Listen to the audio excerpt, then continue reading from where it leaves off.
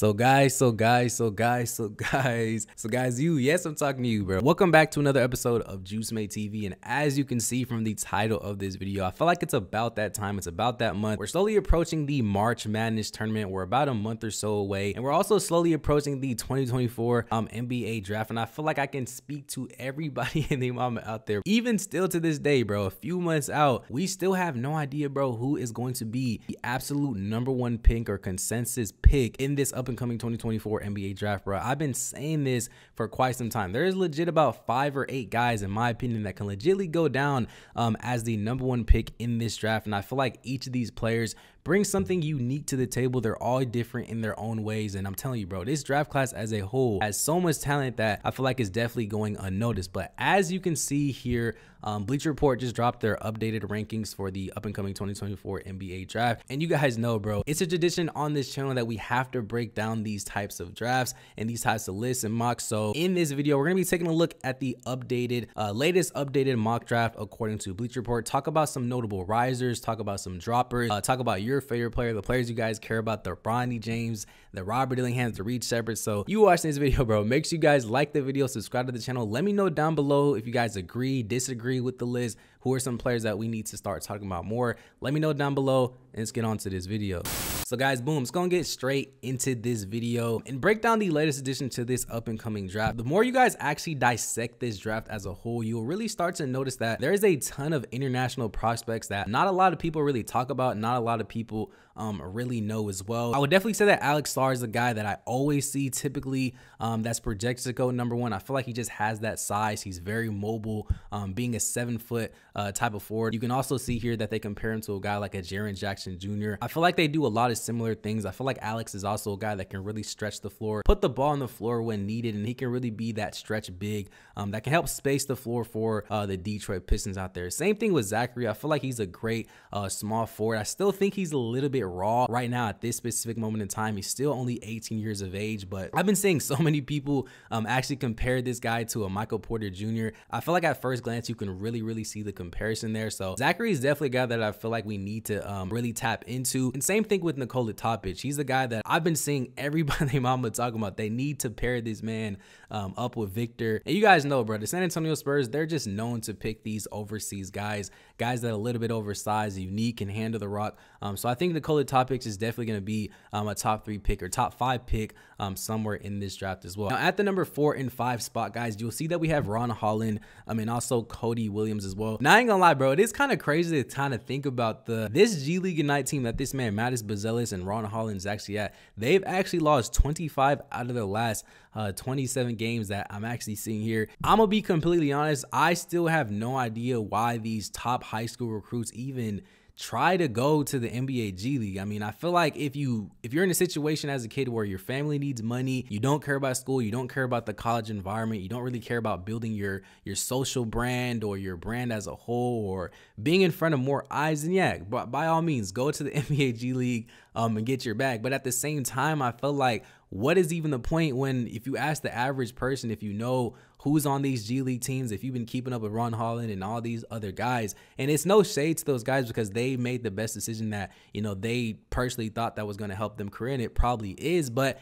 at the end of the day, I just have no idea what's even the point when there's so many guys that's been to college that still end up being successful in the league. If you look at the track record of all the past G League guys like the Jalen Greens, the Jonathan Kumingas, the Dyson Daniels, like there's so many guys who's been to the G League, but I feel like you can definitely make the argument that going to college is probably it's just better as a whole. And I really see fewer and fewer athletes just even going to the G. Like I said, I feel like there's really no point, but that's just me. Now at the number 6 spot, guys, we have the GOAT, the best player, the player that really should be the #1 pick in this draft. We got my boy Robert Dillingham. I've been trying to tell you guys, this guy has been continuing to rise and rise and rise. This kid started off as an undrafted projected player to go in this draft to the 40s, to the 30s, the high 20s. Now I've been seeing him in the lottery. Now he's getting closer and closer to being, you know, a projected top 5 guy. And I'm telling you, bro, this kid is going to end up being a top 5 projected pick. So don't be surprised if this man Robert Dillingham continues to improve as the season goes along. I know they have a few big games here coming up in these next few weeks, but I really love the comparison with Kemba Walker. I feel like the scoring ability that Robert has, his shiftiness, his scoring ability, attacking the rim, his underrated three-point skills, his underrated point guard skills that I feel like this does not get talked about enough. Overall, like I said, really tap into this kid, bro. This kid is really like that, and I think he's going to go down as a top 5 pick in this draft. At number 7, we do have Mattis Buzelis from the NBA G League. Very similar comments to what I had to say about Ron Holland. I feel like the buzz for Mattis has slowly started to decline. I mean, he was a projected number 1 pick in this draft, but he's slowly continuing to lower. You can see here they had him previously at number 5, but right now they have him at number 7. I always see a lot of people really talk about his motor, his energy that he's giving on both sides of the floor throughout the entire game. So Mattis, I still like the potential. I like the fact that he's still a 6'10"-ish guy that can put the ball on the floor, very versatile. I think the potential is definitely still there, so I don't see him going anywhere less than 8 or 10 in this draft. Now at the number 8 spot, it looks like they have Jacoby Walters going to the Houston Rockets. I've been saying this time and time after again, bro. Please tap into this kid, Jacoby Walters. He's actually from my home city out here in Dallas, Texas, McKinney, Texas to be exact. And I really love the description that they put for Jacoby Walters. He's just a guy that's a plug and play type of player. He can score the ball, he can shoot the ball, has a great catch and shoot ability, can score the ball at all 3 levels. And he's actually a guy that I've been seeing on certain people's mock drafts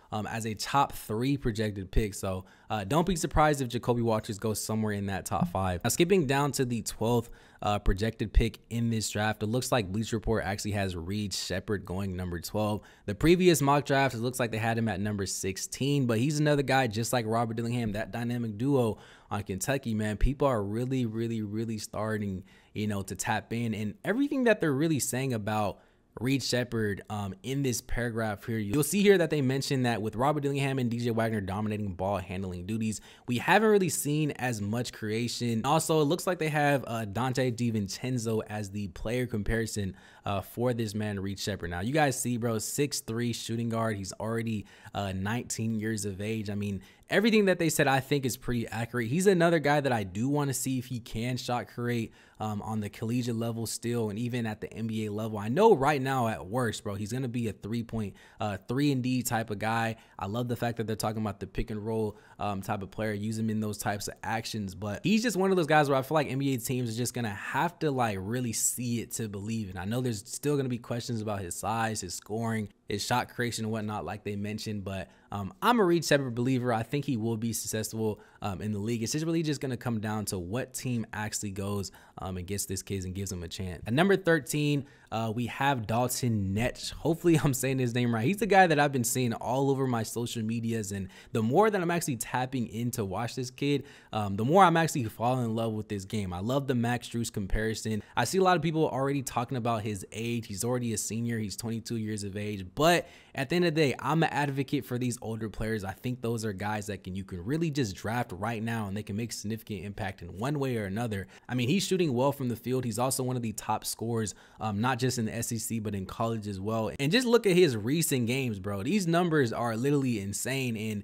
like I said, if he can continue to do this, bro, he's going to slide down to be somewhere in that top 10. Now, at the number 15 spot, guys, we do have my boy Isaiah Kohler. Now, it kind of does suck because he was a projected number 1 pick in this draft, and then within his first few or so games, I mean, you can start to see that Isaiah Kohler just didn't look like the player that we all imagined. He was getting turnovers, he wasn't scoring the ball like how we all imagined. He wasn't really setting up teammates for success, but unfortunately he did get injured. So I know that stigma of him being like a turnover prone type of player, he's not the player that we all imagine. Like, those things are still gonna stick with him until he's able to come back and really showcase that he can really be a dynamic player. But I mean, if I were him, I don't know if I would even play, just because I mean, his team is not going to the March Madness tournament. This team is just not it right now. So if he does come back, it's going to be a big decision on if he should play, try to prove the doubters wrong, or just not play at all, or just try to meet with NBA teams, try to get his draft stock up and play at those combines and tournaments and stuff like that. So at the end of the day, we'll see, but I'm still Isaiah Kohler believer. Now, skipping down to the number 30 pick, we do have my boy Jared McCain. Like I mentioned in my previous video, I feel like Jared McCain, he's just a safe pick. I feel like he's the guy that at worst, he's going to be a 3-and-D type of player, kind of like Reed Shepard. I feel like both these players are very, very similar in a lot of aspects, and I feel like he's another guy that's been proving people that he can do certain things that people had questions. I mean, he's putting the ball on the floor, he's getting to the basket, he's setting up teammates for success, he's doing what he needs to do. But at the end of the day, if he can just focus on his scoring and his shooting ability, that is what's going to get him to the NBA. So if he can do that, I can see his stock continuing to rise. At the number 3 spot, guys, we do have my boy Big Z. You can see here, bro, he was nowhere even in the draft discussions before he was actually playing. Considering what this man did in his debut, I mean, like I said, just think about it, kind of still gives me chills. But to score 4 straight threes, doing what he was doing, getting blocks, protecting the rim, creating for his teammates, doing everything that he needed to do, I feel like that was the main reason why his draft stock just completely, went up. And, if he can continue to get a chance by Coach Calipari to be in the game, play consistent minutes and show that he can score the ball on all 3 levels, do what he needs to do, be a rim protector, I can see his draft stock continuing to rise. So definitely a guy that we need to really make sure that we're really tapping into.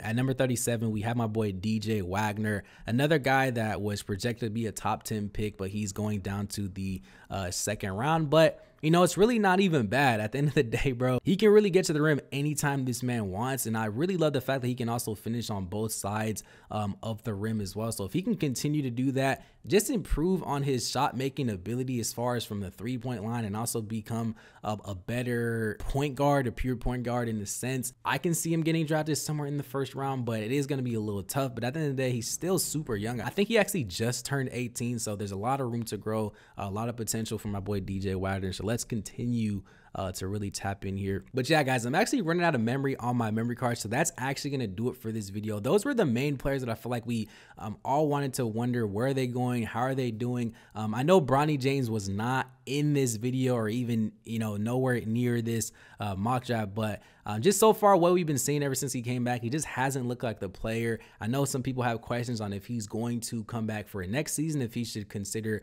opting in for the draft. We still don't know that in this specific moment in time, but I'll probably make a separate video on that. So let me know if you guys want that below. Let me know if you guys agree with this list. Subscribe to the channel, like the video. Don't forget to get your Kentucky hat, and I'll see you guys in the next one. Peace.